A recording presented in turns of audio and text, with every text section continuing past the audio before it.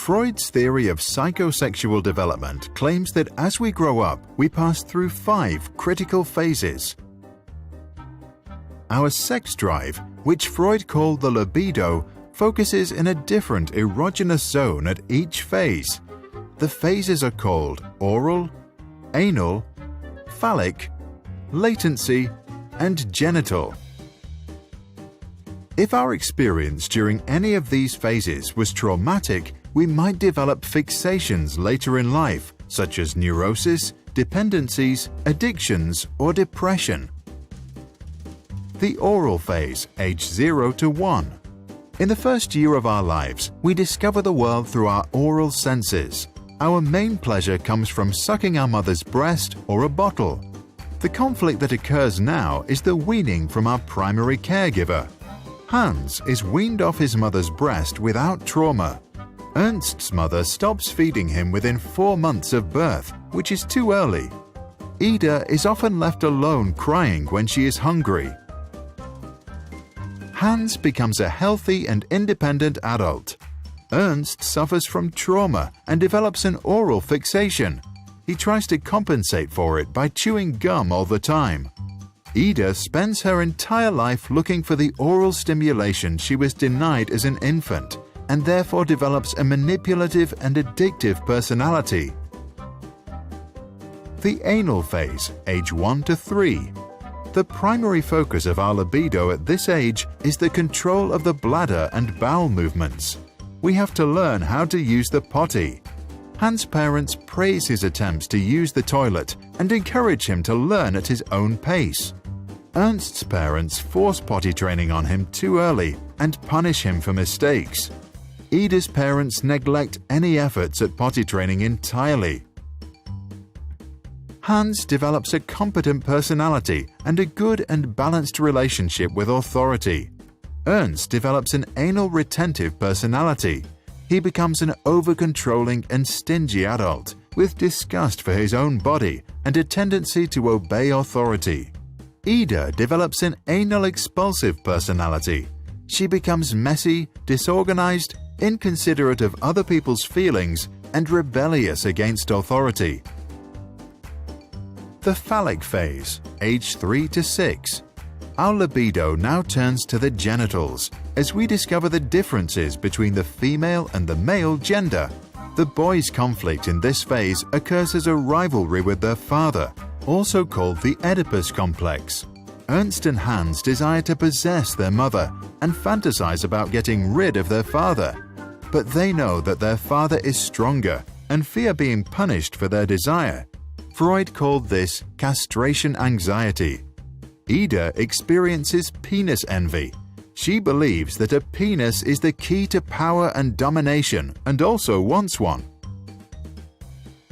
Hans' father was very present during that phase. Later, Hans resolves this conflict by identifying strongly with him. He learns to take on a male role. As an adult, he respects both genders. Ernst, whose father was absent during that phase, fails to develop a strong sense of manhood. He has a mother fixation and is not sure about his sexuality. He also tends to be aggressive towards women and constantly needs to compete with other men. Ida, like all women, maintains her penis envy for the rest of her life, which in her case causes an inferiority complex towards men. Latent phase, age 7 to 13. In this phase, our libido is suppressed as our sexual energy is being sublimed into developing life skills. Our superego strengthens, and we strongly identify with social values, same-sex heroes, and friends. Hans follows many hobbies. Ernst loves learning at school, and Ida makes lots of new girlfriends. There is no real conflict in this phase. All three of them benefit for the rest of their lives from the skills they developed during latency. The genital phase, puberty to death. Once we reach puberty, our libido starts to become active again, and we develop an interest in sexual partners. Hans, Ida, and Ernst face the challenge of balancing the sexual desires of the id and the needs of the superego to obey social norms. the development of a strong ego helps to find a compromise between the two. Hans, who has experienced a childhood without much trauma, succeeds in building a strong ego. He is disciplined at work, has a loving relationship, and a fulfilled sex life. Ernst's ego is weaker than his superego. He obeys norms and authorities, and as a result, suppresses his desires, which leads to the development of perversions.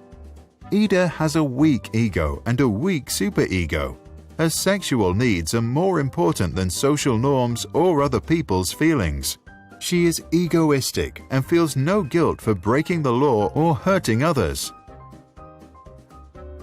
To understand the theory, we need to see it in the context of Freud's famous work on the unconscious.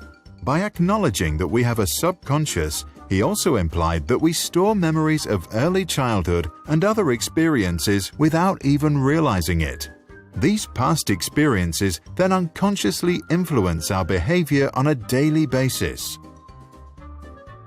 Freud claimed that our mind operates in 3 spheres, which we can imagine as a submarine. The unconscious level operates the id. The preconscious level operates the superego. The conscious and preconscious levels operate our ego. Young children are driven by the id and demand immediate satisfaction. At around age 7, we begin to develop a superego and want to become good moral citizens and please others. The ego is formed with adolescence to balance the two forces. Sigmund Shlomo Freud was an Austrian neurologist and the founder of psychoanalysis. Freud theorized that the unconscious would remember and store all our experiences. Later, they pop up from time to time through dreams and associative thoughts. By revealing traumatic memories and desires through conversation, we can free ourselves from our neuroses and live a more healthy and fulfilled life. He recommended, we should not strive to eliminate our complexes, but to get into accord with them. They are legitimately what directs our conduct in the world. What do you think about this theory and the practice of psychoanalysis?